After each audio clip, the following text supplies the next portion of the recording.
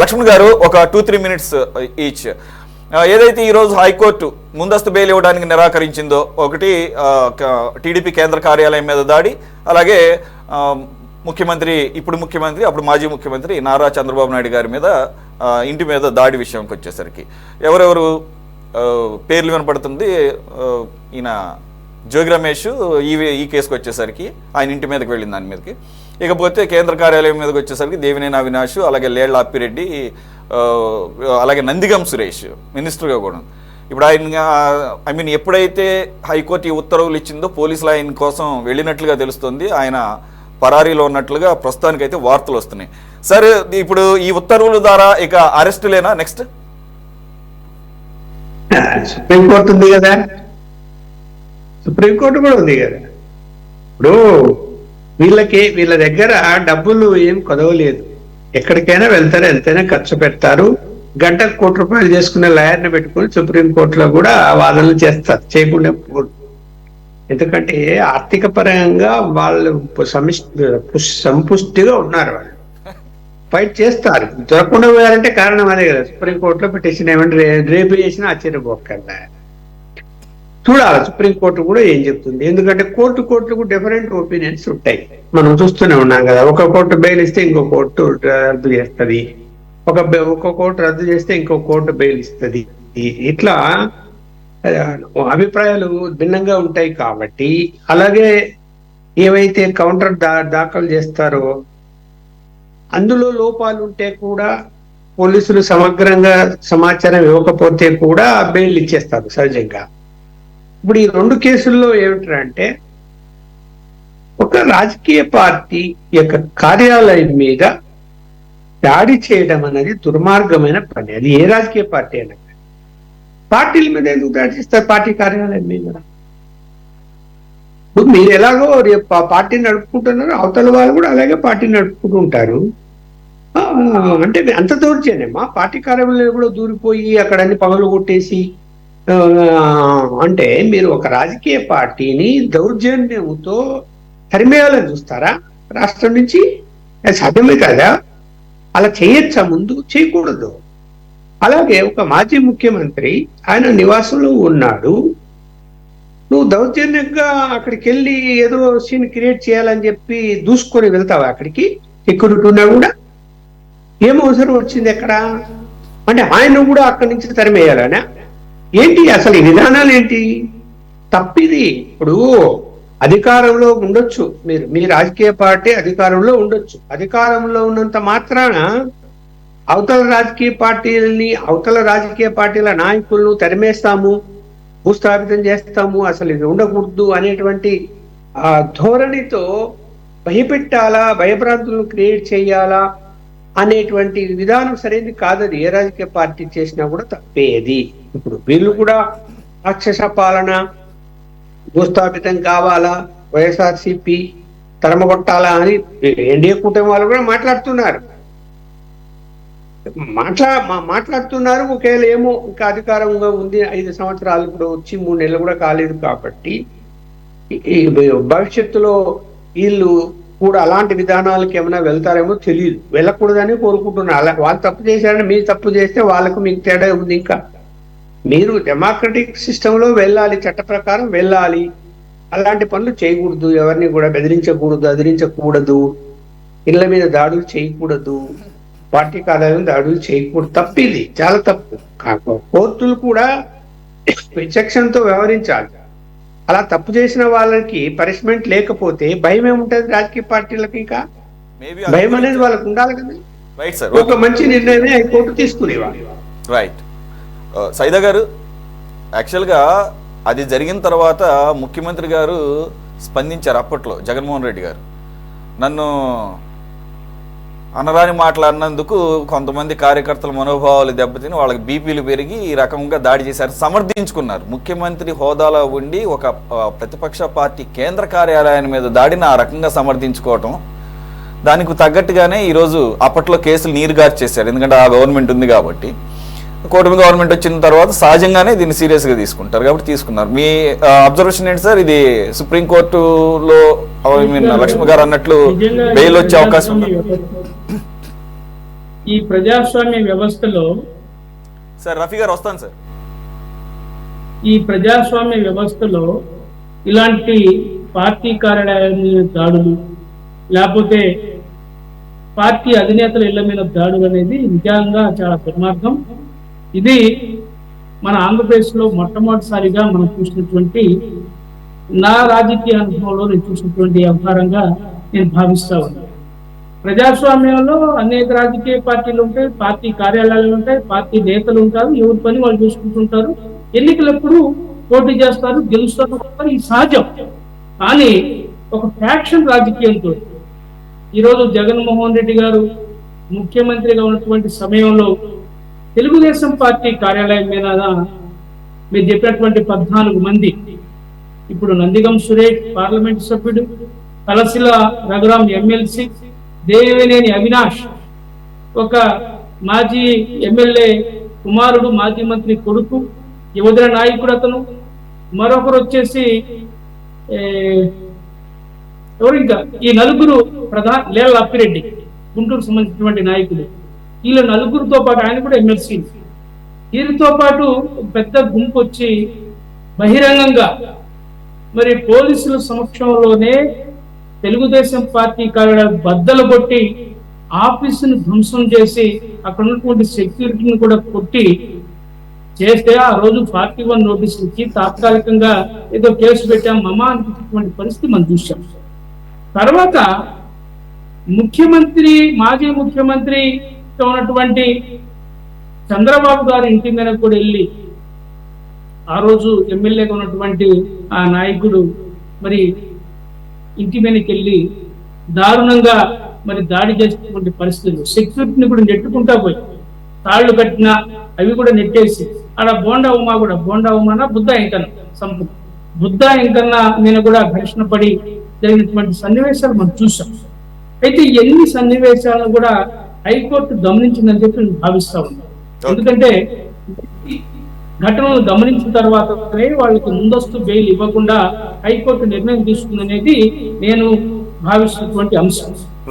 అయితే నేనేం చెప్తున్నానంటే వీళ్ళకి ఇప్పుడు, ఎందుకంటే పిన్నెల లక్ష్మారెడ్డి వ్యవహారం చూసాం, ఆయన నెల్లూరు జైల్లో వచ్చి ఉండొచ్చాడు. ఈ 14-15 మందికి కూడా భయం పట్టుకుంది. మనం జైలుకి వెళ్తే మరి ఎన్నేళ్ళు జైలు శిక్ష పడిద్దో ఏమన్నటువంటి భయంలో ఉన్నారు. అయితే ప్రభుత్వం ఇమీడియట్ గా, ఎందుకంటే వీళ్ళందరూ ఎక్కడెక్కడైతే ఉన్నారో వాళ్ళందరి మీద వెంటనే అరెస్ట్ చేయడానికి పూనుకోవాల్సిన అవసరం ఉంది, ప్రజాస్వామ్యాన్ని కాపాడుకోవాల్సిన అవసరం ఉంది. ముందు ఇలాంటి ఘటనలు జరగకుండా ఏ రాజకీయ పార్టీ కార్యాలయం కానివ్వండి, ఏ రాజకీయ పార్టీ దాడులు జరగకుండా చర్యలు తీసుకోవాలని చెప్పి నేను కోరుతా ఉన్నా. అలాగే ఆ రోజు ఈ యొక్క దుర్మార్గులు సాధించినటువంటి ఐపీఎస్ అధికారుల మీద, పోలీసు అధికారుల మీద కూడా చర్యలు తీసుకోవాలని చెప్పి మీ ద్వారా కోరుతా ఉన్నా. రైట్లీ సెట్ కరెక్ట్ చెప్పారు. సారీ రఫీ గారు, ఈరోజు ఒక 2 వారాల పాటు 14 రోజుల పాటు కొంత సమయం ఇవ్వాలి, ఈ ఉత్తర్వుల్ని సస్పెండ్ చేసి ఉంచండి అని ఎవరైతే ఈ 14 మంది నిందితులుగా ఉన్నారో ఈ 2 దాడులకు సంబంధించి వాళ్ళు హైకోర్టుని విజ్ఞప్తి చేస్తే హైకోర్టు నిర్ద్వందంగా తిరస్కరించిందట. దానికి తగ్గట్లుగా ప్రభుత్వం తరపునటువంటి న్యాయవాదులు కూడా చాలా స్ట్రాంగ్ వాదనలు వినిపించారు, దానికి ఎగ్జాంపుల్ చూపించారంట. ఈ రకమైన పరిస్థితుల్లో ఈ ఉత్తర్వులను సస్పెండ్ చేయకూడదని గతంలో జరిగినటువంటి అనేకమైనటువంటి తీర్పులు, ఉత్తర్వుల్ని వారు ఉల్లంఘించడంతోనే హైకోర్టు కన్విన్స్ అయ్యి ఇవి సస్పెండ్ చేసే అవకాశం లేదని చెప్పేసి మరి సుప్రీంకోర్టుకి వెళ్ళి ఆలోచనలో ఖచ్చితంగా ఉంటారు. లక్ష్మణ్ గారు అన్నట్టు ఎంతవరకు అవకాశం ఉంది సార్? ఈ లోపలనే అరెస్టులు జరుగుతాయా?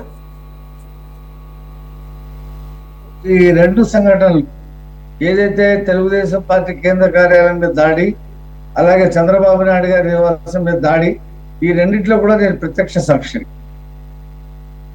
ఇది కేంద్ర కార్యాలయం మీద దాడే కాదు, సిబ్బంది మీద మారణాయుధాలతో దాడి చేశారు. ఒకతను ఫణి అనే అతన్ని తల మీద సుత్తుతో కొట్టారు. ఇప్పుడు కూడా అతను సిక్ అయి ఉన్నాడు. అటెంప్ట్ మర్డర్ ఉంది దీంట్లో. చంద్రబాబు నాయుడు గారి ఇంటి మీద వచ్చినప్పుడు కూడా చాలా మంది మీద కర్రలతో కొట్టారు. జెండాలు పెట్టుకుని వచ్చి ఆ జెండాలు తీసేసి కర్రలతో కొట్టారు. 2 కూడా అటెంప్ట్ మర్డర్ కేసులు. కాబట్టి మేము ఆ సంఘటన జరిగిన తర్వాత జగన్మోహన్ రెడ్డి గారి స్టేట్మెంట్ ఏమిచ్చాడంటే, మా కార్యకర్తలకు బీపీ వచ్చింది, ఆ బీపీ వచ్చిన దాని మీద వెళ్ళి వాళ్ళు పార్టీ కార్యాలయం మీద దాడి చేశారని చెప్పాడు. ఒక ముఖ్యమంత్రి చెప్పాల్సినటువంటి మాట కాదు. దురదృష్టవశాత్తు ఈ దరిద్రపు కొట్టు రాజకీయ పార్టీ ఆంధ్రప్రదేశ్లో ఉంది. ఇవాళ ఒకటే గుర్తుపెట్టుకోండి, వాళ్ళు అధికారంలో ఉన్నప్పుడు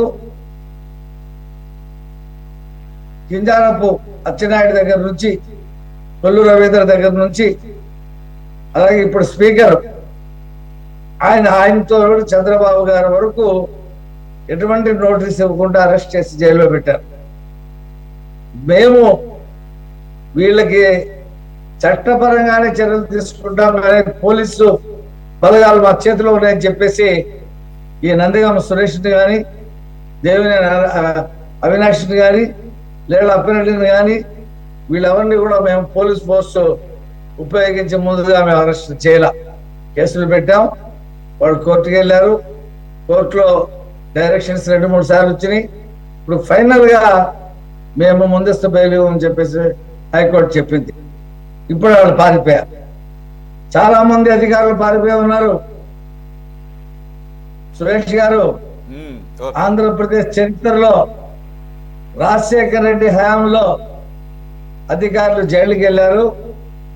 ఇవాళ జగన్మోహన్ రెడ్డి హయాంలో చరిత్రలో ఏ రాష్ట్రంలో ఎప్పుడూ లేని పరిస్థితిలో ఐఏఎస్ ఐపీఎస్ అధికారులు వేరే ప్రాంతాలకు వెళ్ళి వేరే రాష్ట్రాలకు వెళ్ళి దాక్కుని ఉన్నారు. ఎక్కడ ఉన్నా సరే చట్టం చేతులు చాలా పెద్దవి. వాళ్ళు తీసుకొస్తాం, అరెస్ట్ చేస్తాం. ఇప్పుడు సుప్రీంకోర్టుకి వెళ్ళడానికి అవకాశం ఉంటూ ఉండొచ్చు. ఇప్పుడు ఇన్నాళ్ళు ఈ 3 నెలలు వాళ్ళు హైకోర్టులో డైరెక్షన్ తెచ్చుకుని బయట ఉన్నారు కదా.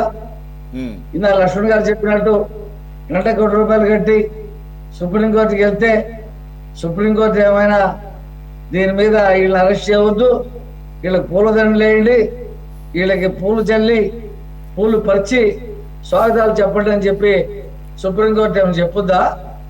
సుప్రీంకోర్టు కాదు, ఏ కోర్టుకి వెళ్ళినా సరే చట్టం తన పని దాన్ని చేసుకుపోద్ది. ఈ రకమైనటువంటి కేంద్ర కార్యాలయం మీద దాడి కానీ, నాటి ప్రతిపక్ష నాయకుడు ఇంటి మీద దాడి కానీ ఏ కోర్టు సమర్థించదు. ఎక్కడ వెళ్ళినట్టు వాళ్ళు ఒకరోజు లొంగిపోవాల్సిందే.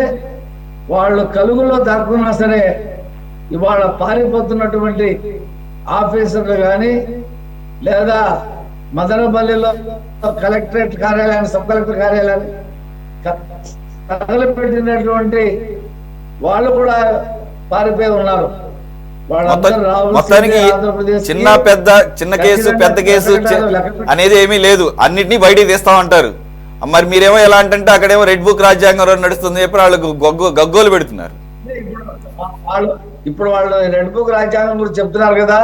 ఇప్పుడు హైకోర్టు అంబేద్కర్ రాజ్యాంగం ప్రకారంగా మేము యాక్ట్ చేస్తున్నామని ప్రజలకు చెప్తా ఉన్నాం. ఈవెన్ లోకేష్ గారు కూడా చాలా క్లియర్ గా చెప్పారు,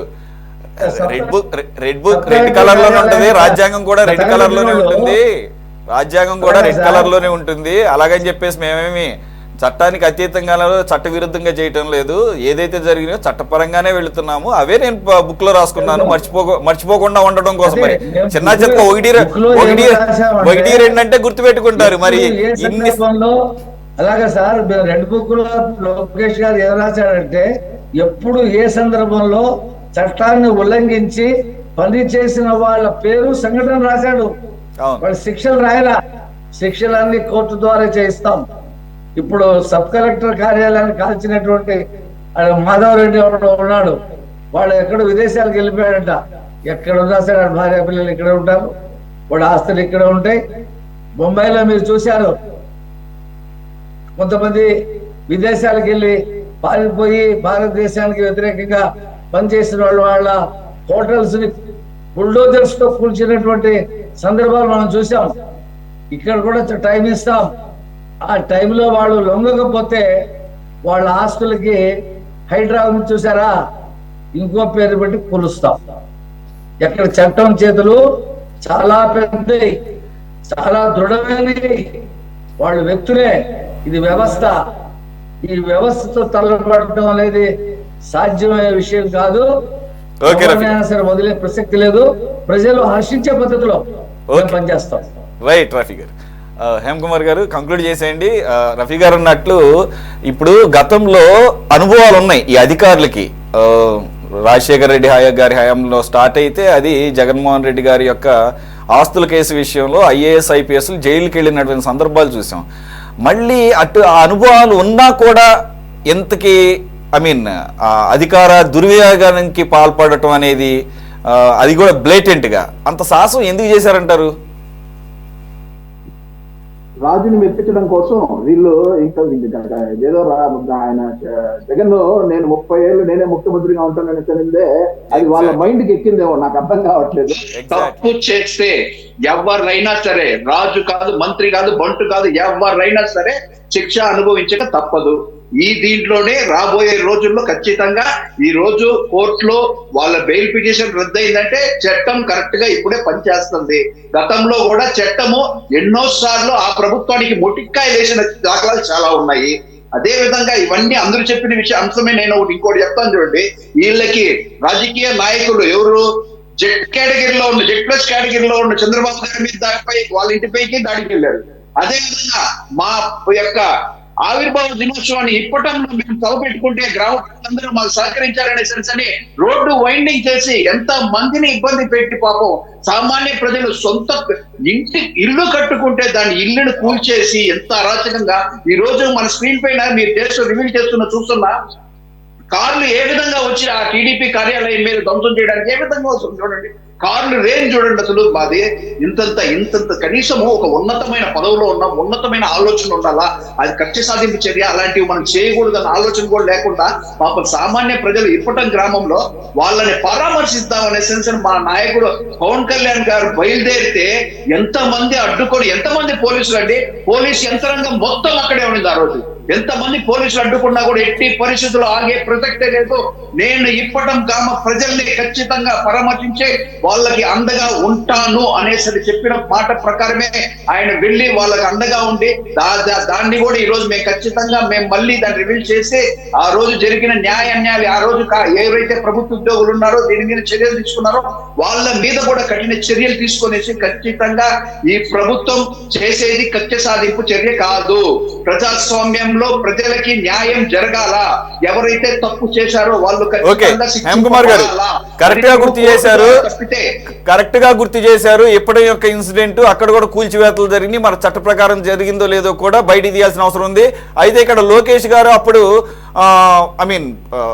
టీడీపీ తరపున ప్రచారం చేసుకుంటున్నప్పుడు ఆయన రెడ్ బుక్ లో ఇవన్నీ మర్చిపోతామని చెప్పేసి జరిగినవన్నీ రాసుకున్నారు. ఇప్పటికీ ఇట్లాంటివి కూడా ఆ బుక్ లోకి మరి ఎక్కినాయో లేదో, లేదంటే కనుక మీరు ఒక బుక్ సెపరేట్ గా పెట్టారో ఆ రెండు బుక్స్ పక్కన పెట్టి ఏమన్నా ఏంటి రెండింటిని కలిపి ఏమన్నా కోఆర్డినేట్ చేస్తారో చూడండి. మీరు అంటే నేను ఎందుకంటానంటే ఐఎమ్ నాట్ జోకింగ్ హియర్ ఇక్కడ ఏంటంటే ఆ సందర్భంగా అన్ని పార్టీల వారికి అనేక రకాలైనటువంటి ఇబ్బందులు కలిగినాయి. అది చట్ట ప్రకారంగా జరిగితే ఓకే, చట్ట ప్రకారంగా జరగనప్పుడు కూటమిలో ఉన్న అన్ని పార్టీలు, మరి బీజేపీకి కూడా ఇలాంటి అనుభవాలు ఏమైనా ఉన్నాయో తెలీదు. మీరు ఇప్పటికి గుర్తు చేశారు కాబట్టి టైమ్లీగా దాన్ని కూడా దృష్టిలో పెట్టి దాన్ని కూడా బయటికి తీసుకురండి. ఎందుకంటే అది సామాన్య ప్రజలు, అది కూడా మీ పార్టీ సభకి అక్కడ రైతులు స్థలాలు ఇచ్చారన్న ఒక ఉద్దేశంతో కక్ష సాధింపుతో ఆ రకమైనటువంటి చర్యలు తీసుకుంటే అది ముమ్మాటికి తప్పే. చట్టపరంగా కూల్చారా, చట్టాన్ని ఉల్లంఘించి కూల్చారా, బయటికి తీయాల్సిన బాధ్యత మీరుంది. అలాగే మీరు దీన్ని హైలైట్ చేసి పైకి తీసుకెళ్లాల్సిన అవసరం ఉంది ఒకవేళ మర్చిపోతే. చట్టాన్ని ఉల్లంఘించే కూల్చారు. ఇప్పటం గ్రామంలో పోయి రోడ్డు వైండింగ్ ఏముంటుంది సార్? అక్కడ ఏమన్నా స్మార్ట్ సిటీ వచ్చేస్తుందా, ఇంకేమన్నా వచ్చేస్తుందా? కక్ష సాధింపు చర్య చేశారు దాన్ని. లోకేష్ గారు చెప్పింది రెడ్ బుక్ అంటే నేను ప్రతి ఒక్కటి నోట్ చేసుకుంటున్నా, అంతేగాని రెడ్ బుక్ రాజ్యాంగం నడుస్తాననేది చెప్పలే. ఎందుకంటే మీరు చెప్పినట్టు ఆయన మర్చిపోతారేమో అనేసి రాసుకోవడం తప్పులేదు. ప్రతి విషయం మీరు ఇంతకు సబ్జెక్ట్ చెప్పినప్పుడు కూడా నేను రాసుకుంటున్నా ఏ సబ్జెక్టుల మీద ఏం మాట్లాడాలని, ఎందుకంటే మర్చిపోతాం దాని గురించి, దాంట్లో తప్పులేదు. రెడ్ బుక్ అనేది అదేం పెద్ద క్రిమినల్ బుక్ ఏం కాదు. మేము మర్చిపోతాం, రాసుకుంటున్నాము. రెడ్ బుక్ లో మేము నోట్ చేసుకున్న వాటిని ఎక్కడెక్కడ మీరు అన్యాయానికి పాల్పడ్డారో దాని మీద చర్యలు తీసుకుంటాననే ఉద్దేశంతో చెప్పారో చెప్తే రెడ్ బుక్ రాజ్యాంగాన్ని మేము నడుపుతాం అనేసిన ఉద్దేశంతో ఆయన నడుపుతాం అనుకున్నా కూడా చంద్రబాబు నాయుడు గారు అలాంటి నడిపే వ్యక్తి అయితే కాదు. సమయం లేదు. మీ ఒక్క కూటమి పార్టీలే కాదు, అప్పట్లో లెఫ్ట్ పార్టీస్ మీద కూడా ఈ రకమైన అణచివేత జరిగింది. వారిని కూడా సంప్రదించాల్సిన బాధ్యత మీకు ఉంటుంది.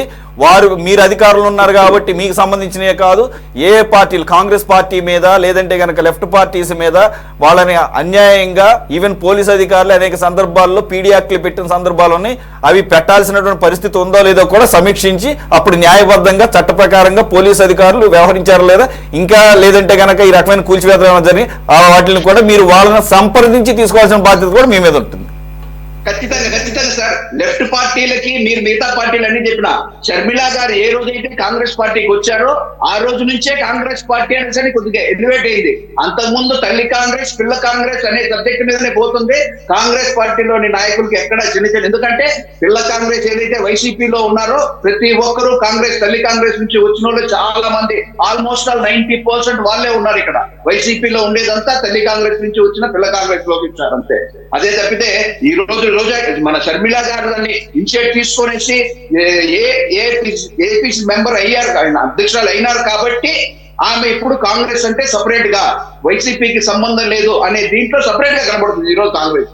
గతంలో ఎక్కడ వాళ్ళ మీద దాడులు కానీ ఇలాంటివి జరిగిన దాఖలాలు అయితే లేదు. ఎందుకంటే వాళ్ళే ఇక్కడ ఉన్నారు, ఇక్కడ వాళ్ళే అక్కడ ఉంటారు కాబట్టి దాని మీద మీరు ఏదైతే చెప్పారో లెఫ్ట్ పార్టీలు ఇక్కడ దీని మీద ఎవరైతే దాడిలో మిగతా పార్టీలు ప్రతి ఒక్కటి సిపిఐ సిపిఎం ఎవరి మీదైనా సరే దాడులు గారు ఏపీసీసీ అధ్యక్షురాలుగా బాధ్యతలు తీసుకున్న తర్వాత కూడా ఆవిడ్ని కూడా అడ్డగించారు. ఆవిడ ఒక రోజు నైట్ అంతా కూడా ఆఫీసులో పడుకోవాల్సినటువంటి పరిస్థితి వచ్చింది. అది కూడా మరి రాంగే, అది కూడా చట్ట ప్రకారంగా చేశారో లేదో కూడా ఎంక్వైరీ జరగాలి. ఖచ్చితంగా దాంట్లో ఖచ్చితంగా. ఎందుకంటే షర్మిల గారు ఇనిషియేట్ తీసుకున్న తర్వాతనే కాంగ్రెస్ అనేది సపరేట్ కనబడుతుంది. ఆ రోజు కూడా కాంగ్రెస్ పార్టీలో షర్మిల గారు తీసుకున్న కాడ నుంచే ఏదైతే వాళ్ళ మీద దాడులు జరిగిందో షర్మిల గారి మీద జరిగిన ఎక్కడెక్కడ ఆమె సభలు పెడతామన్నా కూడా దాన్ని ఎదుర్కొనేసి దాని మీద ఇన్ఫ్లుయెన్స్ చేసి కూడా చేశారు. అలాంటివి కూడా ఖచ్చితంగా ఒప్పుకునే ప్రసక్తి లేదు. ముఖ్యంగా లాస్ట్ అండ్ ఫైనల్ ఒకటే విషయం ఏంటంటే జగన్మోహన్ రెడ్డి గారికి పైశాచిక ఆనందం ఏంటంటే ఎలాగైనా సరే చంద్రబాబు నాయుడు గారిని జైల్లో వేయాలా, నేను ఆల్రెడీ 16 నెలలు ఉన్నాను, చంద్రబాబు నాయుడు గారు కూడా ఎలాగో ఏదో ఒక దీంట్లో సాకు పెట్టి ఖచ్చితంగా లోపలేయండి అనేసి ఎంతో ప్రజలు తీసుకొచ్చి ఆయన జైల్లో 57 రోజులు ఉండడము అప్పటికి ఎంతో కొంత శాంతించినట్టు. దాని పర్యావసనమే ఈ రోజు మాకు వచ్చిన 164 సీట్లు, వాళ్ళకి వచ్చిన 11 సీట్లు. ప్రజలు అన్ని చూసుకుంటున్నారు, ప్రజలు ఉపేక్షించారు. ఖచ్చితంగా వాళ్ళు చేయాల్సిన పని వాళ్ళు చేస్తారు. రైట్. యాక్చువల్ నేను కంక్లూడ్ చేయాలి. సైదా గారు మీరు హ్యాండ్ రైజ్ చేశారు కాబట్టి ఏమన్నా ఉంటే కానీ ఒక పాయింట్ కంక్లూడ్ చేశాను. అంటే హేమ్ కుమార్ గారు ఏంటంటే కాంగ్రెస్ పార్టీ తల్లి కాంగ్రెస్ పిల్ల కాంగ్రెస్ ఓటేనన్నట్టుగా కొంత భావాన్ని తీసుకొచ్చేటట్టుగా మాట్లాడాడు. కానీ మేము 5 సంవత్సరాల కాలంలో జగన్మోహన్ రెడ్డి పాలనలో అనేక మంది కాంగ్రెస్ నాయకుల మీద కార్యకర్తల మీద కేసులు పెట్టారు. ఇప్పుడు అందరూ కూడా కోర్టు చుట్టూ తిరుగుతున్నారు. వాళ్ళలో నేను ఒకడిని. ఇది కూడా గమనించాలని చెప్పి హేమ్ కుమార్ గారిని కోరుతున్నాను. రైట్. సైదా గారు 90% చెప్పాను సార్. 90% కాంగ్రెస్ లో నిజాయితీ పరులు మీరు కానీ మన హేమ కుమార్ గారు అలా ఉండదు. నాయకత్వాన్ని బట్టి క్యాడర్ ఉంటుంది. నాయకత్వాన్ని బట్టి క్యాడర్ ఉంటుంది. నాయకులు ఏ రకమైనటువంటి లక్షణాలు ఉంటాయో ఆటోమేటిక్ గా క్యాడర్ తీసుకుంటారు అంతే తప్ప ఎవరు ఏ పార్టీలోకి వెళ్ళినా కానీ వాళ్ళు స్వతహాగా అలాగ ఉండరు. Okay, right. Thanks for joining Hem Kumar గారు, సైదా గారు, రఫీ గారు, అలాగే లక్ష్మణ్ గారు. ఇది వాళ్ళ టాప్ డిబేట్. మరో అంశంతో మళ్ళీ కలుద్దాం. Stay tune to city 24/7.